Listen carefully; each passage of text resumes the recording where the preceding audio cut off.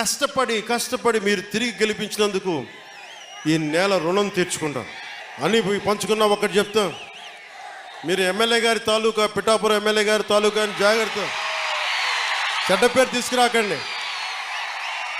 Police అధికారులు, RTO అధికారులు ఆపి మీ నెంబర్ ప్లేట్ ఏదంటే మా పిఠాపురం తాలూకా అని చెప్పకండి, కొడతారు, నన్ను తిడతారు.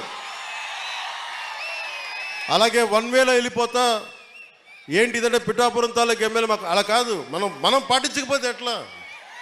అందరూ చట్టాలు పాటించాలని చెప్పే స్థితిలో ఉండి మనం కూడా చట్టాలను పాటించాలి. మీరు సరదాగా హుషారుగా చేయండి. అప్పుడప్పుడు కావాలంటే నాకు 2 ఎకరాల స్థలం ఉంది కదా, అక్కడ వచ్చి మీరు కావాలంటే బైక్ వేసుకుని తిరగండి. కావాలంటే మీకు కావాలంటే ఒక మడ్ రేస్ పెడతాను, అక్కడ ఓ బైక్ రేస్ పెడతాను. మీరు కొంచెం అక్కడ ఆడుకుని దెబ్బలు తగలకుండా హెల్మెట్లు, బాడీ ఆర్మర్ ఇచ్చి మీరు తిరగండి. మీరు బాగుండాలనే కదా మేము అందరం చేసేది. సో మీరు ఆరోగ్యంగా ఆయురారోగ్యాలతో ఉండాలి, మీరందరూ ఆయురారోగ్యాలతో ఉండాలి. చిన్నపిల్లలందరికీ ఉన్నతమైన జీవితం ఉండాలి. వచ్చే తరం కోసం పనిచేస్తున్నా. ఓజియా సినిమాలు చేసే టైం ఉందంటారా? ఎలాగా మాట ఇచ్చాం కాబట్టి ముందు ఒక 3 నెలలు మీ కనీసం మీరు నన్ను తిట్టకూడదు. కనీసం ఒక్క రోడ్డు గుంతలు కూడా వేయలేదని తిట్టకూడదు కదా మీరు నన్ను. కనీసం గ్రామాలకి కొత్త రోడ్ల కంటే ముందు రోడ్లు గుంతలు పూడ్చి, పాట్ హోల్స్ పూడ్చి, మళ్ళీ మీరు తిట్టకూడదు కదా. నేను ఎన్నుకుంటే మళ్ళీ నువ్వు వెళ్ళి ఓజీ చేస్తామని మనని క్యాజీ అంటే నేను ఏం చెప్పను. ఒక భయంతో మా నిర్మాతలు కూడా చెప్పాను, కొంచెం క్షమించాలి. మా రాష్ట్ర మా ఆంధ్ర రాజ్య ప్రజలకి మేము కొంత కనీసం సేవ చేసుకొని కుదిరినప్పుడల్లా ఒక 2 రోజులు 3 రోజులు మీకు షూటింగ్ చేస్తాను, ఎక్కడ పనికి అంతరాయం రాకుండా. ఓజీ చూద్దరు కానీ బాగుంటుంది.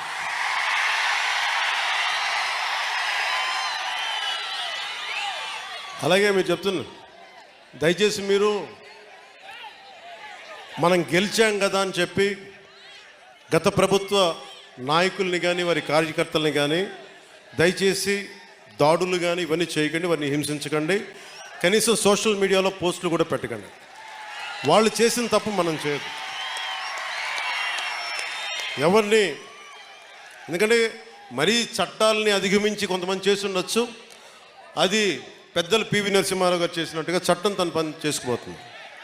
అందుకని మనం మటుకు దయచేసి ఎవరిని కక్ష సాధింపు చర్యలకి తీసుకురాకండి, అది మనకి మంచిది కాదు, మనం చేయొద్దు. అందుకని మీ అందరికీ సర్వం ఇప్పుడు సుఖం కలగాలి, మీరందరూ క్షేమంగా ఇంటికి వెళ్ళాలి. నాకంటే వయసులో ఉన్న మీ ఇంట్లో ఉన్న పెద్దలందరికీ నా పాదాభివందనాలు తెలియజేయండి. మా జనసేన నాయకులందరికీ పేరు పేరున ధన్యవాదాలు తెలుపుకుంటూ, ప్రత్యేకించి వర్మ గారికి 2 చేతులెత్తి నా కృతజ్ఞతలు తెలుపుకుంటూ, మా కృష్ణరాజు గారికి కృతజ్ఞతలు తెలుపుకుంటూ, మర్రెడ్డి శ్రీనివాస్ గారికి నా కృతజ్ఞతలు తెలుపుకుంటూ, వాళ్ళని ఒకటే అడిగాను, నేను అందరినీ ముఖ్యంగా జన సైనికుల్ని కలుస్తాను, వీర మహిళల్ని కలుస్తాను. నాకు ఆఫీస్ ప్రాంగణం పెద్ద అయ్యే వరకు కొద్ది రోజులు వెయిట్ చేయండి. నేను మిమ్మల్ని అందరినీ కలిసి మిమ్మల్ని అభినందించి మీకు థ్యాంక్స్ చెప్పుకునే బాధ్యత, మీతో కలిసి భోజనం చేసే బాధ్యత నేను తీసుకుంటాను.